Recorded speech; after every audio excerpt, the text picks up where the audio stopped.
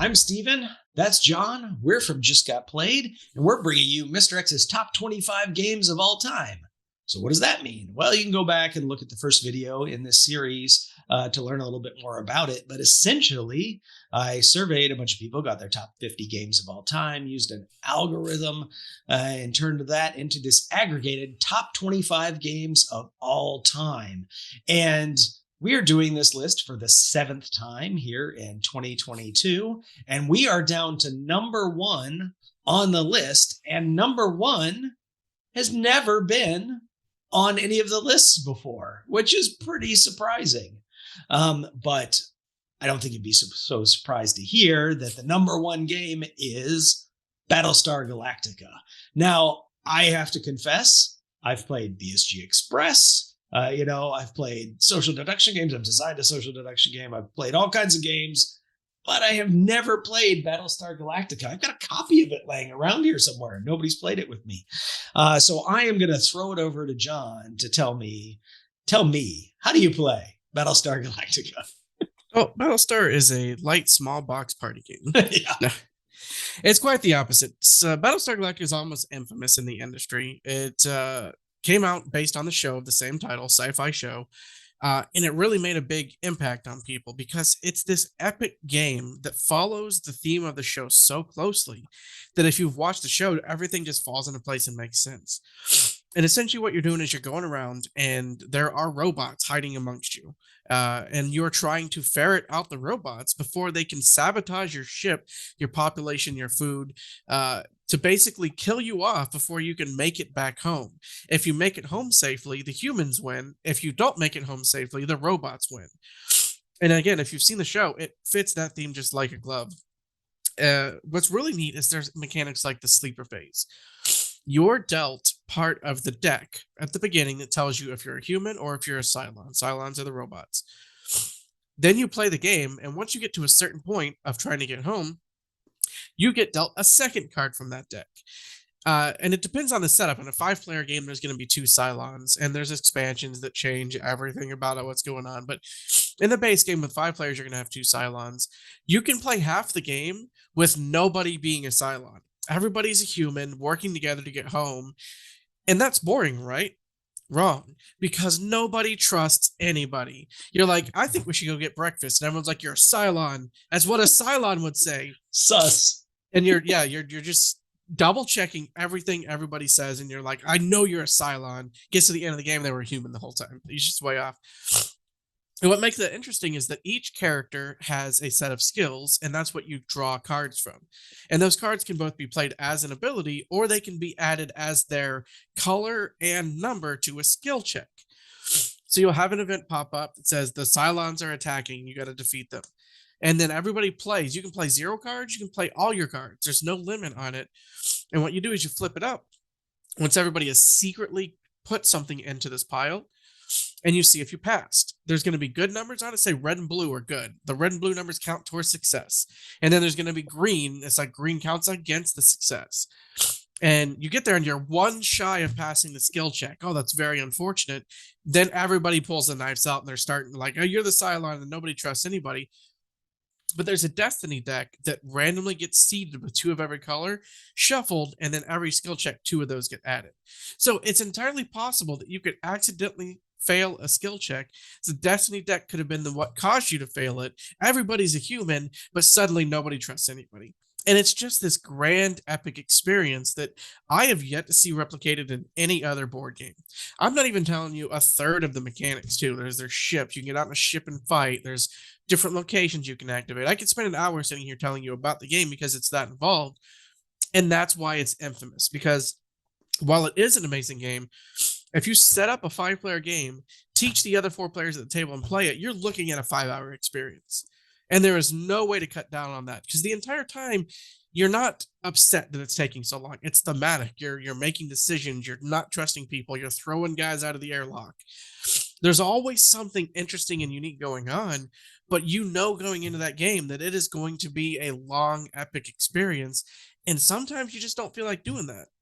And then there's other times where maybe the humans were too powerful that game and the Cylons didn't get revealed, and the new person at the table happened to be a Cylon and they didn't quite play it effectively. You know, so you have to have everybody that's playing on the same page, knows all the rules, knows what they're doing, isn't being bogged down by AP and playing the game. And when you do that, when that experience happens, it's one of the best moments that I've ever had in board gaming. But the overhead on getting to that point and the dud games that you can play of it have really soured a lot of people's willingness to play it. And now they've come out with a game called Unbreakable. I believe it's called Unbreakable. That's essentially the exact Unfathomable. That's it. It's the exact same game, but they lost the Battlestar license, and that's unfortunate because the license, the theme of the game, is kind of what brings it to life. It's so evocative of what that show gets across, and it's an amazing show.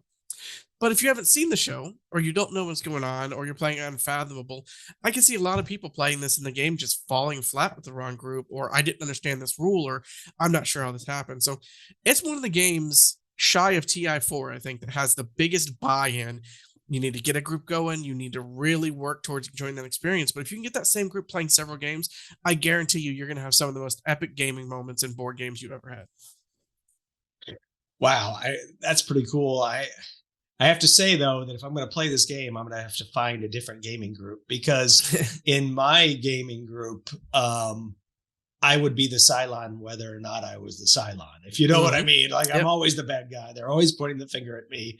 It doesn't matter what I do. I'm all, So maybe I have to find some people who don't know me. So I can play that game. It's not in the base game. It's in one of the expansions, but there is the ability to airlock somebody. You put them in an airlock and you shoot them into space. And every time that happens, I love it. I don't care if they're human or not. Like, it's just like the thought of just, I don't like you. I think you're the robot. I'm putting you out into space. It evokes those memories of the show and stuff like that. It's just great. Well, that would happen to me in the first 10 minutes. What I do for the rest of the 4.5 hours, eat popcorn or... Yeah, well, and that's another thing. There's player death. You can be eliminated, and there's some rules, like if you're a Cylon and you get caught, you can get thrown in the brig, and then you can get your way out, and then there's a ship you can go to. It can be very convoluted, but there is essentially points you can get to where you just really aren't having much impact. Like, if everyone thinks you're a Cylon and you're not, they're not going to trust you to do things. They're not going to accept cards from you. They're not going to let you get away with anything. So you're kind of just sitting there like, guys, I'm human, and they're like, that's what a robot would say, So again, there's a lot of chances for the game to get bogged down, but if you get a good game of it, you'll remember it for the rest of your life. Oh, so in the Express, version, different game that I played, you could reveal yourself, right? People basically know what you are. You can reveal yourself and then start to cause lots of extra damage. Is that? Yeah. So okay. In the base game, if you reveal yourself, you go to the Cylon ship and you can do different sets of actions too. But what I'm saying is, if you're a human and people suspect you, right, there's no way to clear your name. You're just forever a Cylon, even though you're not. So it's the least friendly beginner game I've ever seen, because if you play something wrong, you can ruin the entire 5-hour game by accident.